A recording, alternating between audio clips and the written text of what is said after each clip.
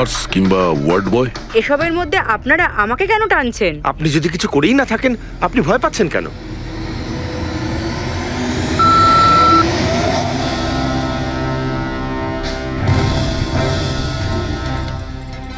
জ্ঞানবাবু, তাহলে শুধুমাত্র তো আপনার ফ্যামিলির লোকেরা আছে।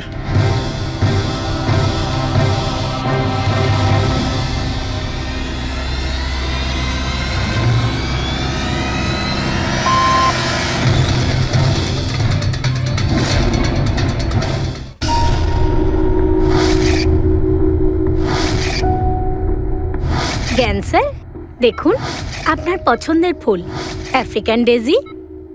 আপনার এই রঙের ফুল খুব ভালো লাগে, তাই না? এই বৃষ্টিটা খুব অদ্ভুত জিনিস। আগের বছর একদম হলো না, আর এবছর এত হলো যে কয়েক জায়গায় বন্যা চলে এলো।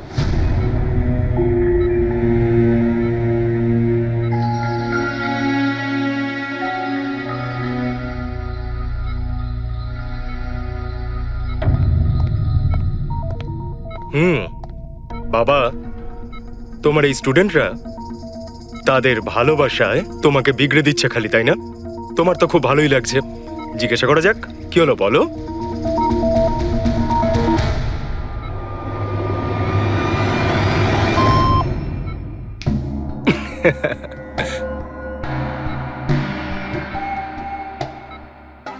আরে এগুলো তো ময়লা কাপড়, তাই না? দিন, এটা আমাকে দিন। ভাই, আমি আসছি।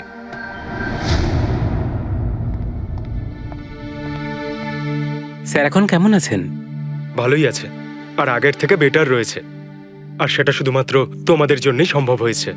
যদি তোমরা এখানে রোজ না আসতে, তাহলে হয়তো উনি সুস্থ হতে পারতেন না। আরে দাদা, এভাবে বলো না। স্যার তো আমাদের কাছে মা বাবার থেকেও বড়। একদম ঠিক। আর আমরা জীবনে যা কিছু শিখেছি সবকিছু স্যারের জন্যই হয়েছে। হ্যাঁ, এইভাবে তোমরা যদি আমাদের পাশে এসে না দাঁড়াতে, হয়তো আমরা দুজন এইভাবে বাবার দেখাশোনা করে উঠতে পারতাম না।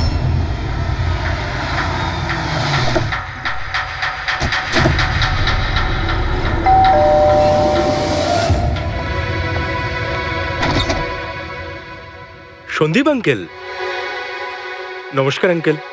নমস্কার। ভালো আছো? তোমার বাবা কেমন? ভালো আছেন, খুব ভালো আছেন। বাহ, বেশ কথা। দেখো, ওর জন্য এটা এনেছিলাম।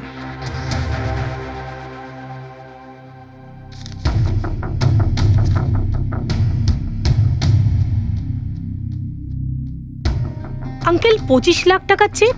হ্যাঁ মা, আজ জ্ঞানদীপ ইনোভেশনস এর 5 বছর পূর্তি। সেটার উপহার ভাবতে পারো। আঙ্কেল, সেটা ঠিক আছে, কিন্তু বাবা তো গত 2 বছর ধরে কোম্পানির জন্য কোনো কাজই করেনি। দেখো, কিছু সম্পর্ক এই সমস্ত কথাবার্তার অনেক ঊর্ধ্বে হয়। তোমার বাবা আর আমার বন্ধুত্ব অনেকটা এরকম। চলো জ্ঞানের সঙ্গে দেখা করি। বাবা, দেখো কে দেখা করতে এসেছেন। কেমন আছে আমার বন্ধু? আরে, আগে থেকে তো অনেক ফিট মনে হচ্ছে। যদি তোকে এত হ্যান্ডসাম লাগে, নার্স তোকে ভালোবেসে ফেলবে। শোনো প্লিজ, আমি তোমার বাবার সঙ্গে কিছু কথা বলতে চাই, if you don't mind. Sure uncle, যাওয়া যাক। হ্যাঁ হ্যাঁ, প্লিজ এসো সবাই। ওনার এই চেকটার জন্য আমাদের সত্যি খুব হেল্প হয়ে যাবে। হ্যাঁ, পাপার জন্য একটা অ্যাডভান্স বেড নিয়ে আসতে পারি, তাই না? হ্যাঁ। আরে স্যার, স্যার কি হলো? স্যার, কি হলো? লাইট অন্ধকার কেন এখানে? লাইট কি হলো? স্যার, কি হলো? সন্দীপ আঙ্কেল?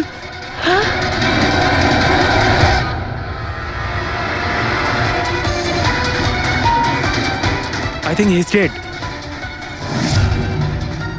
জ্ঞান স্যার, আপনি ঠিক আছেন তো? এই ছুরিটা ক্যান্সারের হাতে?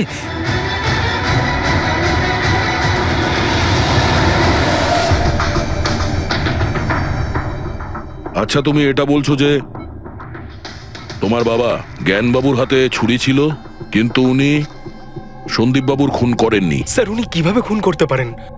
2 বছর ধরে তো উনি প্যারালাইজড। ওনার CLIS হয়েছে। Complete locking syndrome. হ্যাঁ স্যার, এই পরিস্থিতিতে শরীরের কোনো অংশই কাজ করে না, এমনকি চোখের পাতা পর্যন্ত পড়ে না।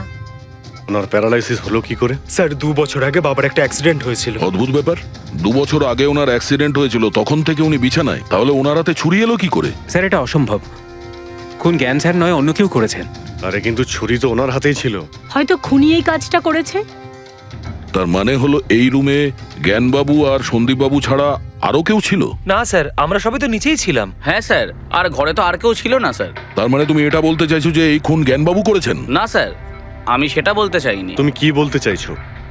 সন্দীপ তাহলে নিজেকেই ছুরি মেরেছে আর মারা যাওয়ার আগে ছুরিটা ওনার হাতে ধরিয়ে দিয়ে যায়? হ্যাঁ, আবার এমন নয় তো যে জ্ঞানবাবুর কোনো শরীর খারাপই নয়, শুধু অ্যাক্টিং করছেন। স্যার আপনি এসব কি বলছেন? যেটা আপনি শুনলেন, যদি আপনার কোনো আপত্তি না থাকে আমরা আপনার বাবাকে আরেকবার চেক করতে চাই। করুন আপনি, আমরা কি মিথ্যা বলছি নাকি? দেখে নিচ্ছি।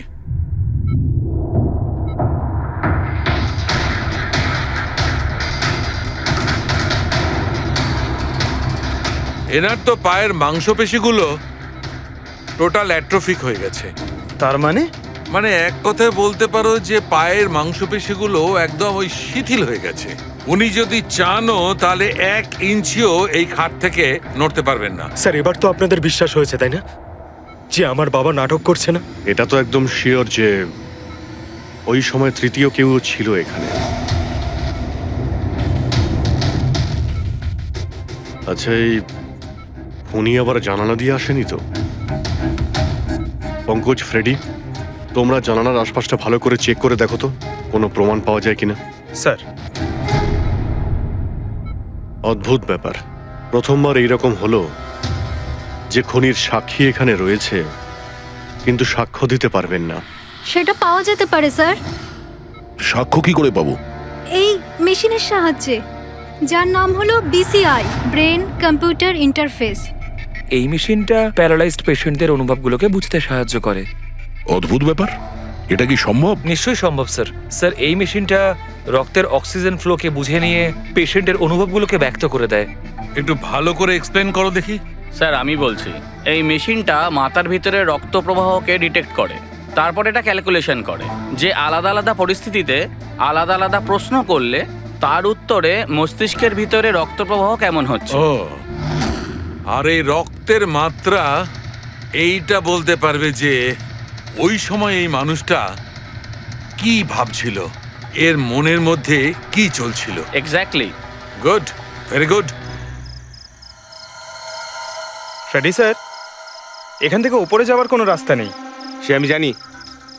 এই পাইপটা দেখ, খুনি এই পাইপটা বেয়েই উপরে উঠেছিল, খুন করে এই পাইপটা ধরেই বেয়ে নিচে নেমে গেছিল। আর ওই ভাঙা টপটা দেখতে পাচ্ছিস, ওইটার উপরই পড়ে দৌড়ে পালিয়েছিল। চলুন স্যার নিচে গিয়ে দেখি। চল। আমার বাবা অ্যাক্সিডেন্টের আগে এই টেকনিকটাকে আরো এগিয়ে নিয়ে যেতে চেয়েছিলেন। বাবা সবসময় এটা বিশ্বাস করতেন যে বিজ্ঞানের কাছে সব প্রশ্নের উত্তর রয়েছে, প্রয়োজন শুধু চোখ খুলে সমাধানটা খুঁজে বের করা। আপনার বাবা একদম ঠিক কথা বলতেন। হ্যাঁ স্যার, জ্ঞান স্যার চেয়েছিলেন যে বিজ্ঞানের জন্য তারা চোখে দেখতে পাক যারা দৃষ্টিহীন, যারা শুনতে পায় না তারা যেন শুনতে পায়। মানুষের উপকার করতে চেয়েছিলেন জ্ঞান স্যার। আর নিয়তির খেলা দেখুন, আজ ওনারই আবিষ্কার ওনাকে সাহায্য করছে, যেটা একদিন ওনার অনেক বড় স্বপ্ন ছিল। ঠিকই বলছেন স্যার, টপটা তো ভাঙা। আর এই দেখ, পায়ের এই ছাপগুলো দেখ, খুনি এই পথেই পালিয়েছিল। স্যার এখানে দেখুন, রক্ত স্যার। তার মানে পঙ্কজ, ঘরের ভেতর আরো কেউ ছিল যে সন্দীপ বাবুকে খুন করেছে। রক্তের এই স্যাম্পলটা নিয়ে ফরেন্সিক ল্যাবে যাওয়া যাক। আচ্ছা, এই জ্ঞানবাবু বিসিআই এর সাহায্যে কি কথা বলতেন? যেরকম ওনার যখন খিদে পেত উনি সেটা বলতেন, যদি ওনার বেড প্যানের প্রয়োজন হতো সেটাও বলতেন, এমনকি বাবা ওটা দিয়ে দাবাও খেলতেন স্যার। কি দাবা খেলতেন? গ্রেট। হ্যাঁ স্যার, যেমন যেমন প্যাটার্ন এনার মনের মধ্যে তৈরি হতো সেই অনুযায়ী অক্ষরের পেছনে লাইটগুলো জ্বলে উঠতো, আর আমরা অক্ষরগুলোকে মিলিয়ে বুঝে যেতাম যে ইনি কি বলতে চাইছেন। তাহলে তো উনি বলতে পারবেন যে খুনি কে? হ্যাঁ স্যার নিশ্চয়ই। স্যার বাবাকে একবার জিজ্ঞেস করা উচিত। অবশ্যই করব, আগে তো আমরা ভালো করে তদন্ত করে নিই।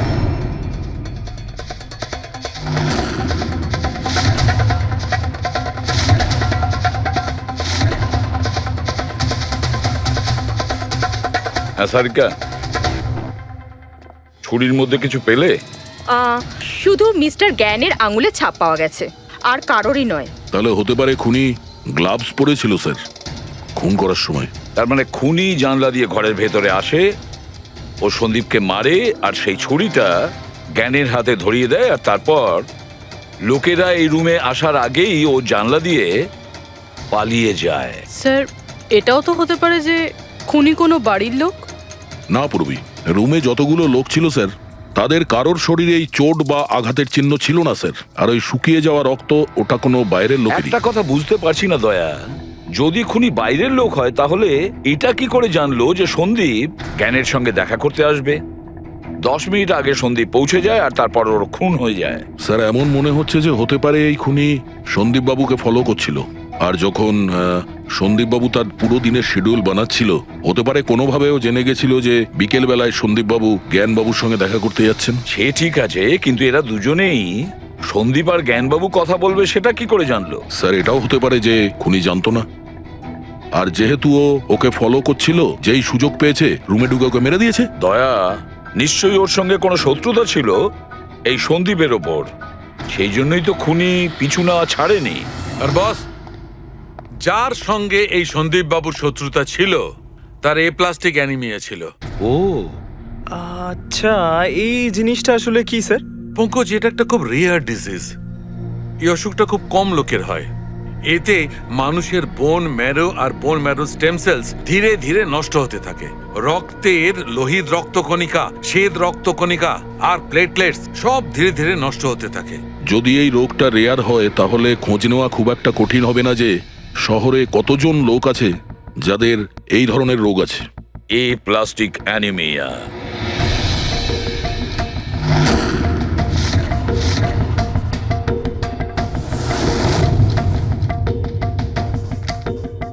হ্যাঁ দা, কিছু পেলে? হ্যাঁ স্যার, এই শহরে সব মিলিয়ে 45 জন লোক আছে যারা এই রেয়ার অসুখে ভুগছে স্যার। তাদের মধ্যে 16 জন তো দেশেই নেই। তার মানে বাকি রইল 29। তাদের মধ্যে 14 জন এমন লোক আছে যারা বয়স্ক, মানে উঁচু ব্যালকনি থেকে লাফাতে পারবে না। বাকি রইল 15। তাদের মধ্যে 7 জন বাচ্চা আছে যাদের বয়স 12 বছরের কম। তাহলে বাঁচলো 8 জন।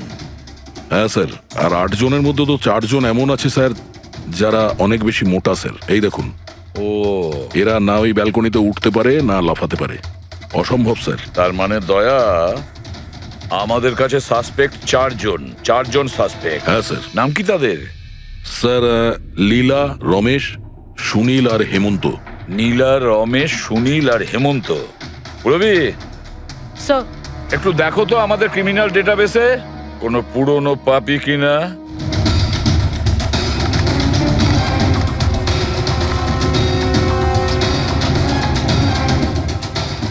পেয়ে গেছি, রমেশ।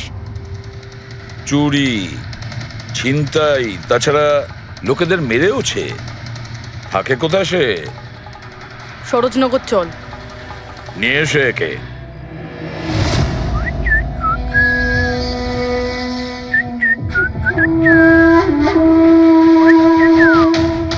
মালা, একটা ফুলের মালা আমাকেও একটু পরাও।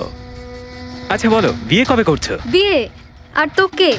আমার এতটাও খারাপ সময় আসেনি যে তোকে বিয়ে করতে হবে। কেন? তুই এতটাই খারাপ দেখতে যে তোর বাড়ির আয়না ভয় পেয়ে যায় তোকে দেখে।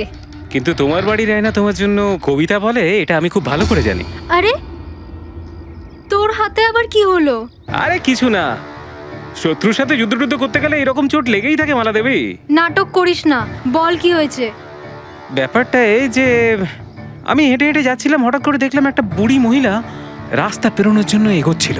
তখনই উল্টো দিক থেকে একটা মোটরসাইকেল খুব জোরে, খুব স্পিডে, 100 স্পিডে ওর দিকেই এগোচ্ছিল। যখনই মোটরসাইকেল ওই বুড়ি মহিলাকে ধাক্কা মারতে যাচ্ছিল, মাঝখানে পৌঁছে গেলাম আমি আর বাঁচিয়ে নিলাম ওকে। আচ্ছা, তুই এতটাই সাহসী? আমি কি কি ভালো পারি সে ব্যাপারে তো তুমি এখনো জানোই না। আচ্ছা বল, আর কি কি গুণ আছে তোর মধ্যে? আমার ভালো গুণগুলো হলো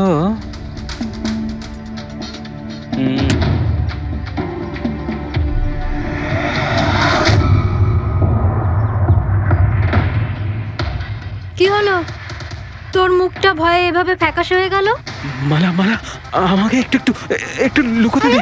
আরে মালা লুকোতে দে। লুকোচ্ছিস কেন? আরে মালা আরে কেন বেবে করছিস তুই? এটা কি করে দিলি তুই? আমার সব ফুল নষ্ট করে দিলি। স্যার এ তো সেই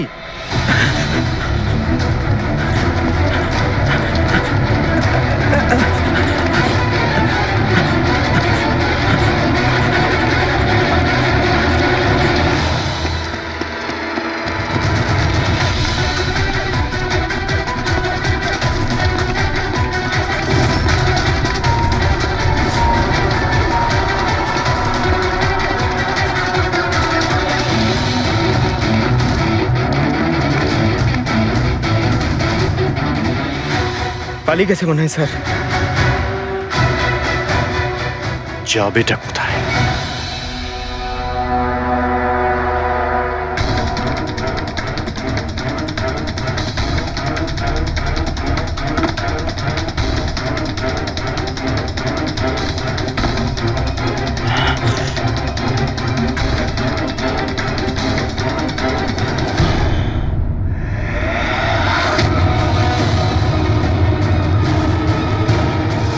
আয় আয় আয়, তোরই বাড়ি এটা।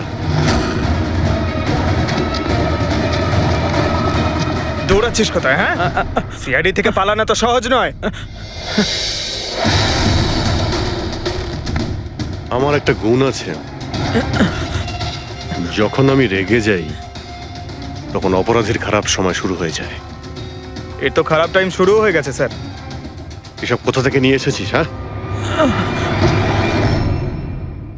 আনিনি স্যার, নিজে বানিয়েছি। এই মেশিনটা তুই বানিয়েছিস? দেখে তো মনে হচ্ছে চাও ঠিক করে বানাতে পারিস না, মেশিন বানিয়েছিস। কোথা থেকে চুরি করেছিস? না স্যার, আমি চুরি করিনি। শুধু চুরি করিসনি, খুনও করেছিস তুই। খুন? কার sir? D117 MG road, Sundarnagar. এখানে গেছিলি তো তুই? তোর হাতে আঘাত লেগেছে না? তোর এই রক্ত আমরা ওখানে পেয়েছি। আমার ছিল না স্যার। তোরই ছিল। তুই যে হসপিটালে ট্রিটমেন্ট করিয়েছিলি সেখানেই ম্যাচ করে গেছে। মাঝার কোনো রাস্তা নেই? না, সোজা ফাঁসি। চুরির জন্য ফাঁসি দিয়ে দেবে? চুরি নয়, খুন, সন্দীপের খুন। না স্যার, আমি কোনো খুনই করিনি। আমি তো শুধু ওখানে চুরি করতে গেছিলাম। তুই একে খুন করিসনি? হে ভগবান, কি বিপদে পড়লাম। মায়ের দিব্যি বলছি স্যার, আমি কোনো খুন করিনি। আমি তো খবর পেয়েছিলাম যে ওখানে একটা লোক থাকে যার প্যারালাইসিস হয়ে গেছে। চুরি কোথায় করতে হবে সেটা ভালো করে জেনে নিয়ে আমি ওখানে শুধু চুরি করতে গেছিলাম। আমি ওখানে শুধু এই কারণেই গেছিলাম। আমি তোকে চিনিও না, কেন মারবো? কারণ সন্দীপ তোকে চুরি করার সময় দেখে ফেলে, তাই একটা অপরাধ লুকোতে গিয়ে আরেকটা করে ফেলেছিস। হ্যাঁ, এই কথাটা সত্যি স্যার যে আমি ওখানে গেছিলাম। আর সন্দীপ আমাকে দেখে চিৎকারও করেছিল। ওর চিৎকার শুনে আমি ভয় পেয়ে গিয়ে পালিয়ে এসেছিলাম। তাহলে তোর লাগলো কি করে? এটা যখন সন্দীপ চিৎকার করলো তখনই লাইট চলে গেছিল, আর অন্ধকারে আমি নিচে লাফালাম। ওই লাফাতে গিয়ে চোট লেগে গেছে। ওই রুমের মধ্যে তুই ছাড়া সেই সময় আর কেউ ছিল না। তুই খুন না করলে কে খুন করবে? না স্যার, আমি ছাড়া অন্য কেউ ছিল ওখানে। কে?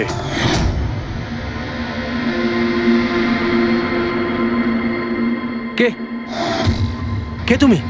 হ্যাঁ, অন্ধকারে মুখটা তো ঠিক দেখতে পাইনি, তবে ওর ঘড়িটা চকচক করছিল। ঘড়ি? সন্দীপ তো কোনো ঘড়ি পড়েছিল না। স্যারও মিথ্যে বলছে। কোনো মানুষ ছিল না, কোনো ঘড়ি ছিল না। কেউ ছিল কি ছিল না তার উত্তর তো ওই দিতে পারবে। জ্ঞান, উনি আজ কেমন আছেন? স্যার আগের থেকে বেটার, কিন্তু আজকে কিছু জিজ্ঞাসা করতে চান ওনাকে? শুরু করি। শিওর স্যার, কিন্তু আপনারা যা জিজ্ঞেস করতে চান একটু স্লোলি জিজ্ঞাসা করবেন স্যার, যাতে উনি আপনাদের এক একটা শব্দ বুঝতে পারেন স্যার। হ্যাঁ, জ্ঞানবাবু, এ রমেশ, এ একজন চোর। যে রাতে সন্দীপ বাবুর খুন হয়েছিল ও এখানে চুরি করতে এসেছিল। ও বলছে যে সেই রাতে এখানে অন্য কাউকে দেখেছিল।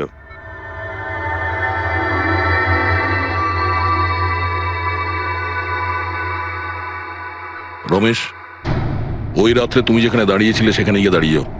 হ্যাঁ স্যার, স্যার আমি এই দিক দিয়ে ঢুকেছিলাম আর এখানে এলাম, আর তারপর আমি এদিকে দেখলাম, আর যখনই আমি এখানে পৌঁছালাম দেখলাম সন্দীপ ওখানে দাঁড়িয়ে আছে।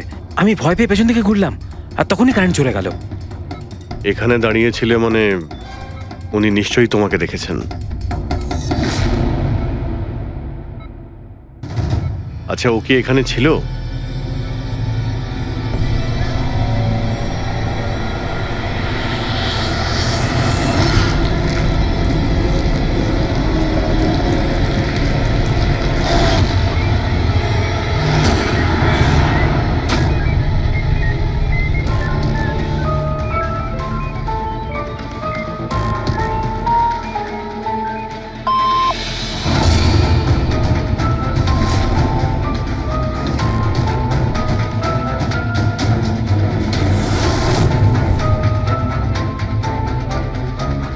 আচ্ছা, রমেশই কি খুন করেছিল?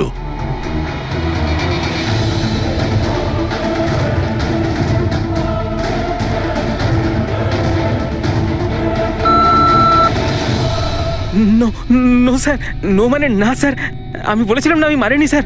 হ্যাঁ ঠিক আছে, তুমি এদিকে দাঁড়াও। আচ্ছা আচ্ছা, আপনি এটা বলুন, আপনি কি খুনিকে দেখেছেন? আপনি চেনেন খুনিকে?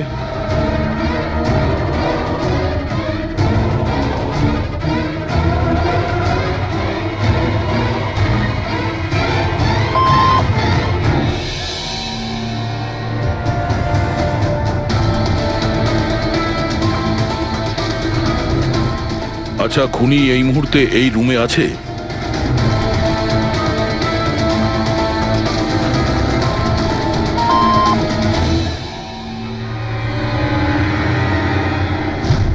তার মানে খুনি আমাদের মধ্যে কেউ একজন।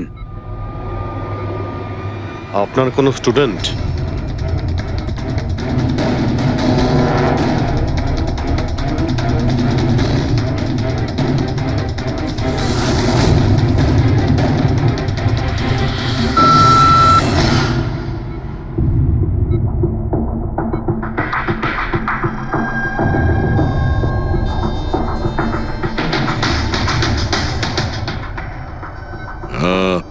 নার্স কিংবা ওয়ার্ড বয়? এসবের মধ্যে আপনারা আমাকে কেন টানছেন? আপনি যদি কিছু করেই না থাকেন, আপনি ভয় পাচ্ছেন কেন?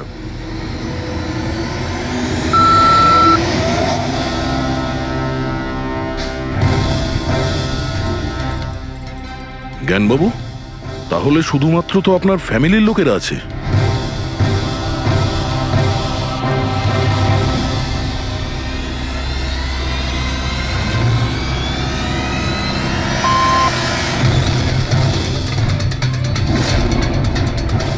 কি বাবা, তুমি এসব কি বলছো? হ্যালো, রিল্যাক্স, ওখানে দাঁড়িয়ে থাকো। যাও, ওখানে দাঁড়িয়ে থাকো। আচ্ছা এটা বলুন, আপনার ছেলেই কি খুনি?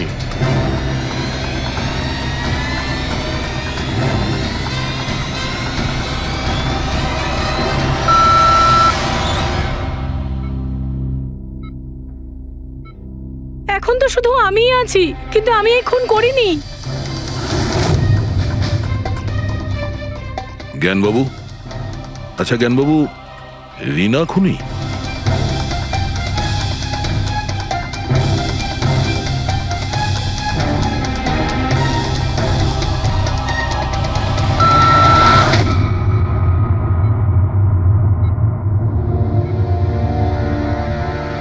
আপনি আমাদের বললেন যে আপনার পরিবারেরই কেউ খুনি, তাহলে সে কে?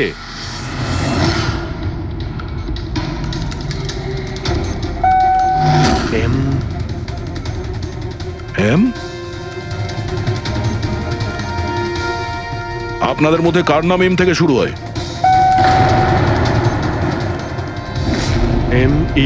মি মানে উনি? জ্ঞানবাবু, আপনি বলছেন যে খুন আপনি করেছেন?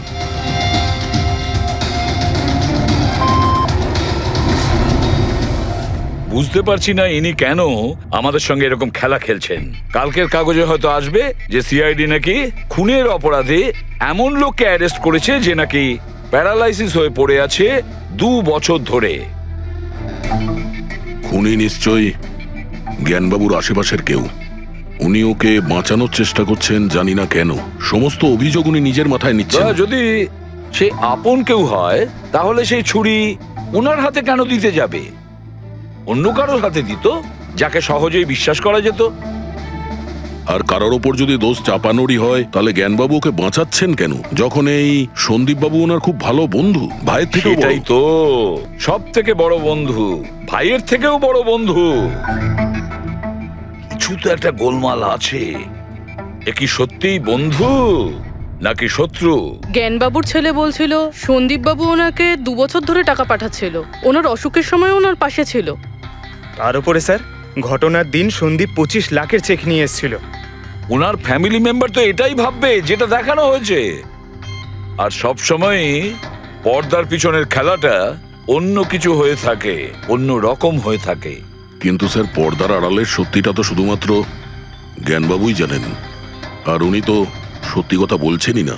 জ্ঞানবাবু সত্যি কথা বলছেন না তো কি হয়েছে বস? ওর মস্তিষ্ক তো সত্যি কথা বলবে। আমার জ্ঞানবাবুর মস্তিষ্ক চাই। জ্ঞানবাবুর মস্তিষ্কটা এনে দাও, তারপর দেখবে তুড়ি মেরে খুনির কাছে পৌঁছে যাব। ডক্টর সালুকে, এটা কি ধরনের ডিমান্ড করলেন আপনি? কারণ মস্তিষ্ক কি করে নিয়ে আসা সম্ভব? কেন হবে না ফেডরিক? এই কেসে ওনার মস্তিষ্ক তো ওকে এনে দিতেই পারি আমরা। কেননা গত 2 বছরে ওনার মস্তিষ্কে যা কিছু ঘটেছে সব বিসিআই মেশিনে রেকর্ড হয়েছে। এক্স্যাক্টলি বস। আর এই মেশিনে আমাদের বলবে যে জ্ঞানবাবুর সঙ্গে ওর কি আর কেমন সম্পর্ক ছিল। হ্যাঁ ফেডরিক, সব ডেটাগুলো নিয়ে এসো বিসিআই মেশিনের। আর দয়া, স্যার, রমেশকে ওনাদের বাড়িতে নিয়ে যাও, আর ওখানে যে কয়জন লোক ছিল সবার ঘড়ি চেক করাও। স্যার, এখনো আমাদেরকেই সন্দেহ করছেন? হ্যাঁ, আর ততক্ষণ সন্দেহ করব যতক্ষণ আসল খুনিকে পাওয়া যায়। কিন্তু জ্ঞান স্যার তো বলেই দিয়েছেন আমরা সবাই নির্দোষ, তাও আপনারা। হতে পারে উনি মিথ্যে কথা বলছেন তোমাদের মধ্যে কাউকে বাঁচানোর জন্য। তাহলে আপনারা আসল খুনিকে কিভাবে খুঁজবেন? সিআইডি এই দায়িত্ব আমাকে দিয়েছে, কেননা সেই রাতে আমি খুনির ঘড়িটা দেখতে পেয়েছিলাম। কিন্তু সেদিন তো ঘরে অন্ধকার ছিল, তুই ঘড়ি কি করে দেখলি? ম্যাডাম, এই পৃথিবীর বেস্ট চোর আমি।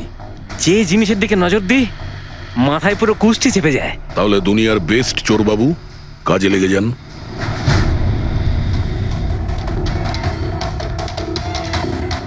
সস্তা, টেকসই, সুন্দর, 11,000 টাকা। না, এ নয়।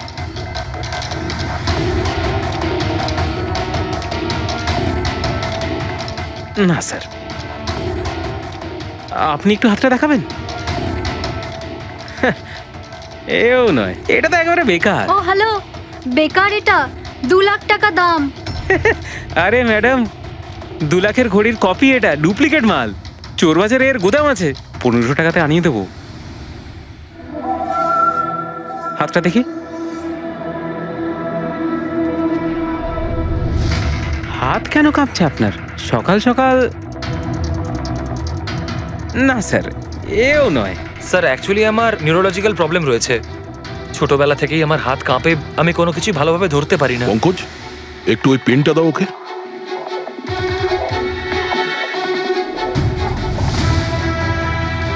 ঠিক করে ধরবেন আপনি। এ তো পেনটাও ধরতে পারছে না। স্যার, অ্যাকচুয়ালি জ্ঞান স্যার আমার এই প্রবলেমটাই সলভ করতে চেয়েছিলেন। উনি এর সাথে রিলেটেড রিসার্চও করছিলেন, কিন্তু হয়তো ভাগ্যের সম্মতি ছিল না এতে। আর জ্ঞান স্যারের গাড়ির অ্যাক্সিডেন্ট হয়ে গেল। ভরসা রাখো, এর কোনো না কোনো চিকিৎসা তো হয়েই যাবে। তুমি দেখো বাকিদের ঘড়িগুলো। না স্যার, এদের মধ্যে কারোর ঘড়িই নয়। কারোর কাছেই নেই? হতে পারে খুনির কাছে একের থেকে বেশি ঘড়ি আছে। ওই দিন ও যে ঘড়িটা পড়েছিল আজ ওটা পড়েনি। হায় ভগবান, আপনি এখনো সন্দেহ করছেন? পঙ্কজ, এই রমেশকে নিয়ে যাও। পৃথিবীতে যত ঘড়ি আছে, যত মডেলের রয়েছে, সবগুলো দেখাও ওকে। স্যার, যত ঘড়ি আছে, যত মডেল আছে, সব? তবেই তো জানা যাবে খুনি কোন মডেলের ঘড়ি পড়েছিল। এক মিনিট, একটু এদিকে এদিকে।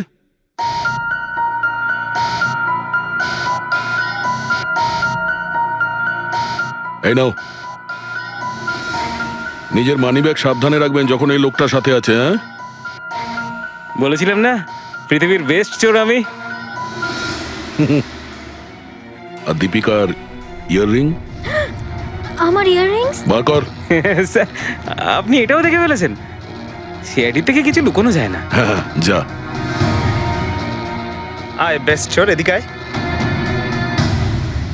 আপনারা এটা বলুন যে এই জ্ঞানবাবু আর সন্দীপের মধ্যে কোনো কি প্রবলেম চলছিল? স্যার, খুব ভালো সম্পর্ক ছিল। তাহলে জ্ঞানবাবু সন্দীপবাবুর খুনের অভিযোগ নিজের মাথায় নিলেন কেন? ওনাদের দুজনের ভেতরে কোনো টেনশন হয়েছিল? না স্যার, কোনো টেনশন তো ছিল না, কিন্তু একটা বিষয় নিয়ে তর্ক হচ্ছিল। অ্যাক্সিডেন্টের ঠিক আগে ওনার বিসিআই মেশিনটা একটা পয়েন্টে এসে আটকে গেছিল, আর কোনো রকম সলিউশনও পাওয়া যাচ্ছিল না। এই জন্য জ্ঞান স্যার সবসময় বিরক্ত থাকতেন আর খুব রাগও করতেন। হ্যাঁ স্যার, যখন সন্দীপ আঙ্কেল বাবাকে বলেছিলেন যে আপনি চিন্তা করবেন না, দেখবেন সব ঠিক হয়ে যাবে, তখন বাবা ওনার উপরও রেগে গেছিলেন। হ্যাঁ স্যার, এর জন্য হয়তো উনি জোরে গাড়ি চালাচ্ছিলেন আর অ্যাক্সিডেন্টটা হয়ে গেছে। এক মিনিট যদি এই অ্যাক্সিডেন্টটা বিসিআই মেশিন তৈরি হওয়ার আগেই হয়েছিল, তাহলে এই বিসিআই মেশিনটা কাজ করছে কি করে? স্যার সন্দীপ আঙ্কেল সেটা কমপ্লিট করেছিলেন। সন্দীপ বাবু? কিন্তু উনি তো কোনো সায়েন্টিস্ট ছিলেনই না। হ্যাঁ, কিন্তু জানি না স্যার, সন্দীপ আঙ্কেল ওই মেশিনের সব সমস্যাগুলো ঠিক করে দিয়েছিলেন স্যার। আর বাবার অ্যাক্সিডেন্টের 1 মাস পরেই ওটা কাজ করতে শুরু করে দেয়, আর প্রজেক্টও সাকসেসফুল হয়েছে স্যার। অদ্ভুত ব্যাপার, এটা কি করে হতে পারে? একজন নন সায়েন্টিস্ট এরকম কমপ্লিকেটেড মেশিন কি করে চালু করতে পারে, যেটা ওনার মতো বৈজ্ঞানিকই শুরু করতে পারেননি? বোধহয় আন্দাজি করে ফেলেছিলেন।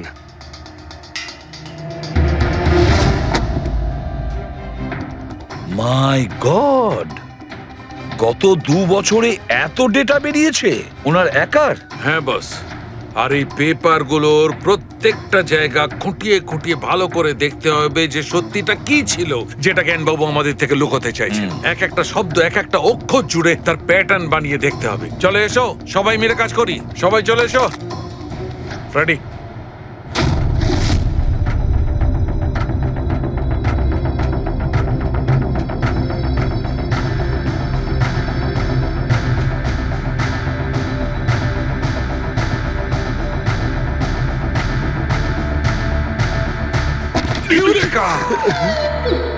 কি হলো স্যার, কি পেলেন? জানতে পারা গেছে যে আসলে ওই রহস্যটা কি, আর এই রহস্যে আছে একটা ভিলেন। জানতে পেরেছি যে জ্ঞানবাবু কিভাবে একটা একটা অক্ষর জুড়ে এই ঘটনাটাকে ব্যাখ্যা করেছেন। অক্ষর, অক্ষর থেকে তৈরি শব্দ, আর শব্দ থেকে তৈরি বাক্য, সেন্টেন্স। না জানি কত সময় লেগেছিল ওনার পুরো ঘটনাটা, পুরো সত্যিটা এভাবে বলার জন্য। হ্যাঁ বস, কম করে 6 মাস। আর সেটা তখন শুরু হয়েছিল অ্যাক্সিডেন্টের ঠিক আগে। আজকের পর থেকে এই কোম্পানিতে তুমি সাইলেন্ট পার্টনার, আর তোমার লাভ শুধুমাত্র 5% হবে, আর তার থেকে বেশি তুমি 1 টাকাও পাবে না। ও ওকে ওকে ওকে ওকে, আমার মনে হচ্ছে তোমার এই প্রজেক্টটা কমপ্লিট হয়ে গেছে আর তুমি সফল হয়ে গেছো। হ্যাঁ হ্যাঁ, আমি সফল হয়ে গেছি, কিন্তু আমি এই মেশিনটা গরিবদের জন্য বানিয়েছি, মানবতার জন্য বানিয়েছি, তোমার মতো লোভী মানুষদের জন্য বানাইনি। আজকের পর থেকে আমরা একসাথে কাজ করব না। আমি যাচ্ছি, কফির জন্যে বৌদিকে ধন্যবাদ জানিয়ে যাচ্ছি।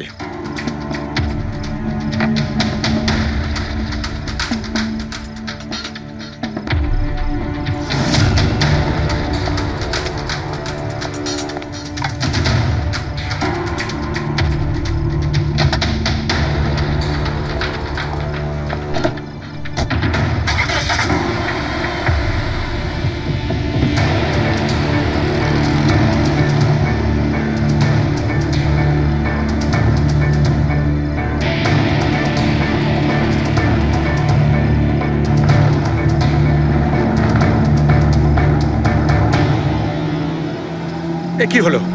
হঠাৎ করে গাড়ি ব্রেক ধরছে না কেন? ব্রেক শুয়ে কি হলো?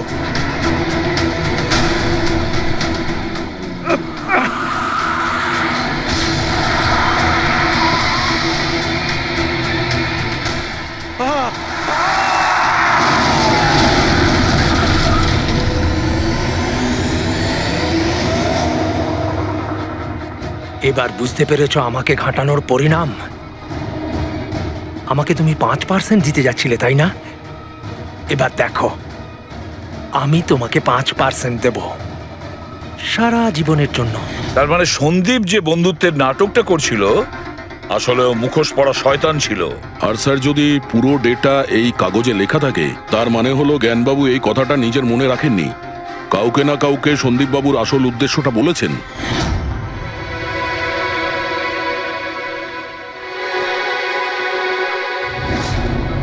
আর উনি এ ব্যাপারে যে বা যাকে সত্যিটা বলেছিলেন সেই হলো অপরাধী, সেই হলো সন্দীপের খুনি। কিন্তু স্যার, যদি খুনি জ্ঞানবাবুর হয়ে প্রতিশোধ নিতে চাইতো, তাহলে খুনি ছুরিটা জ্ঞানবাবুর হাতে কেন ধরালো? ওনাকে ফাঁসাতে চাইছিল? না পুরবি, আমার তো মনে হয় না। খুনি ওনাকে সান্ত্বনা দিতে চেয়েছিল যে এটা বোঝাতে চেয়েছিল যে দেখুন আমি আপনার হয়ে সন্দীপকে মেরে ফেলেছি, আপনার প্রতিশোধ আমি নিলাম। আর তাকে বাঁচানোর জন্য জ্ঞানবাবু পুরো অভিযোগ নিজের উপর নিয়ে নিয়েছেন। দয়া, খুনির কাছে পৌঁছানোর একটাই রাস্তা আছে, সেই ঘড়িটা, রিস্ট ওয়াচ, যেটা রমেশ দেখেছিল।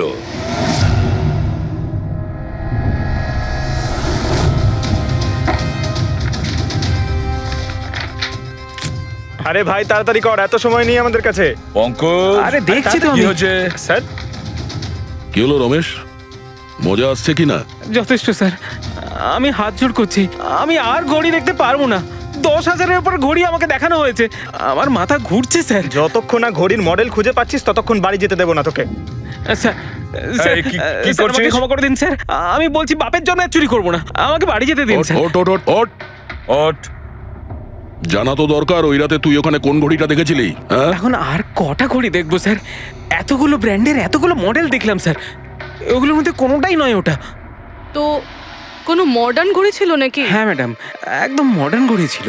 ঘড়ি তো ছিল কিন্তু ঠিক ঘড়ির মতো দেখতে ছিল না। কি বললি? মডার্ন ঘড়ি ছিল অথচ ঘড়ি নয়? হ্যাঁ। ঘড়ি দেখেছিস তো? ড্রয়িং করাতে পারবি? ঠিক আছে, পুরবি একে দিয়ে স্কেচ বানাও। স্যার, হ্যাঁ, স্যার এইটা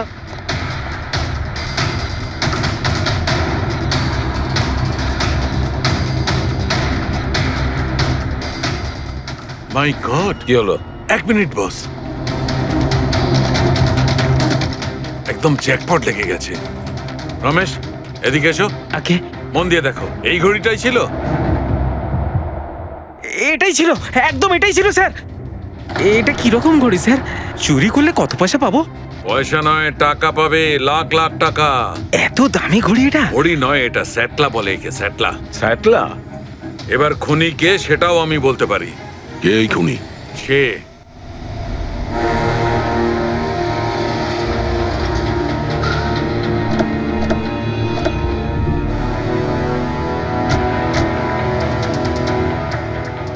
আপনি একটু আপনার হাজবেন্ডকে ডাকুন।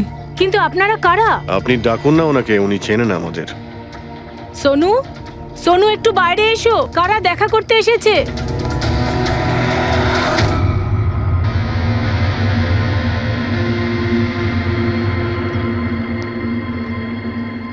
আপনারা এখানে? কি ব্যাপার? এমনি এখান দিয়ে যাচ্ছিলাম, তাই ভাবলাম যে দেখা করে যাই।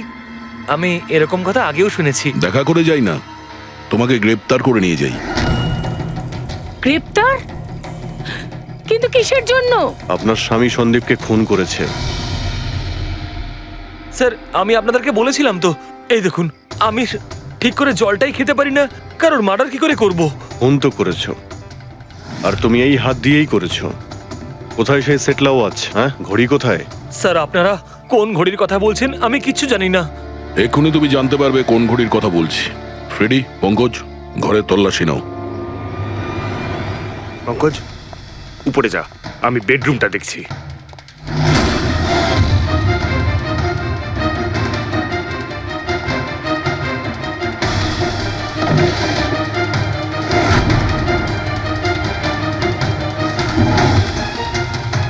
কিচ্ছু নেই।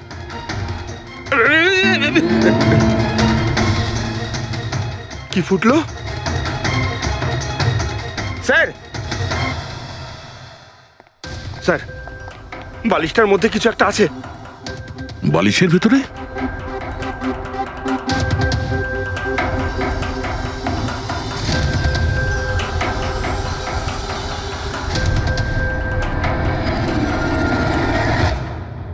তাই তো, ঘড়ির মতো দেখতে।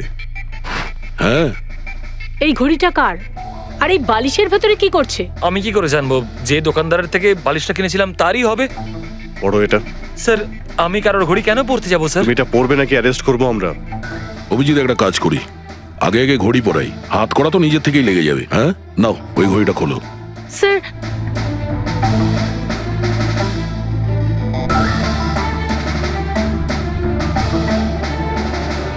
আরে বাহ, দেখো এর হাত কাঁপা বন্ধ হয়ে গেছে। হ্যাঁ স্যার, তো চমৎকার হয়ে গেল, এর হাত কাঁপা থেমে গেল। এটা কোনো চমৎকার নয়, এটা সায়েন্স। এবার দেখো এই ঘড়িটা পরার পরে সোনু কত সহজে খুন করতে পারে।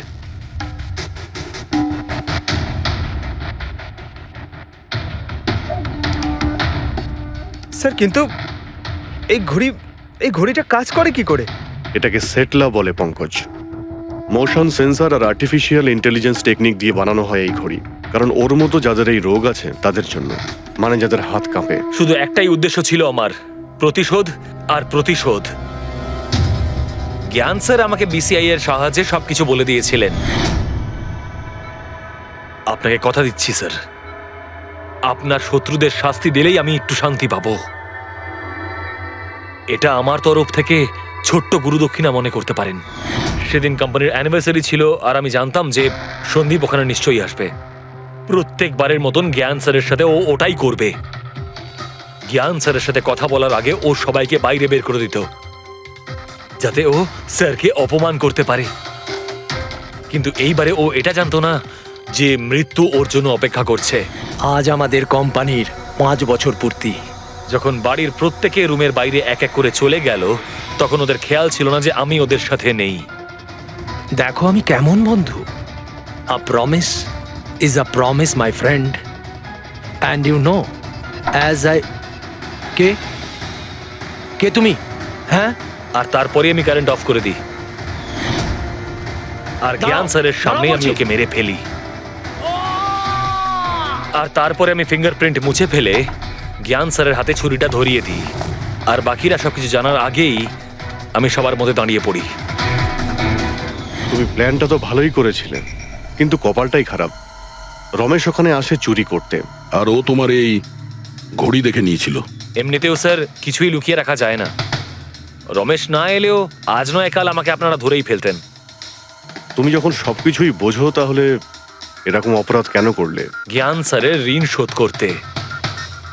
এটা শুধু ঘড়ি নয়, আমার মতো মানুষের কাছে এটা নতুন জীবন, যে জীবনটা জ্ঞান স্যার উপহার দিয়েছিলেন। উনি আমাকে বিশ্বাস করিয়েছিলেন যে বিজ্ঞানের ক্ষেত্রে আমি এগিয়ে যেতে পারি। যেভাবে উনি তোমার সমস্যার সমাধান করেছিলেন, তুমিও সেরকম সমাজের ভালোর জন্য কোনো কাজ করতেই পারতে। কিন্তু তুমি আলোর দিকে যাওয়ার পরিবর্তে অন্ধকারের দিকে চলে গেলে। আর এমন অন্ধকূপে পৌঁছলে যেখানে আসার কোনো আলোই নেই। যদি কিছু থাকে সেটা হলো শুধু ফাঁসির দড়ি।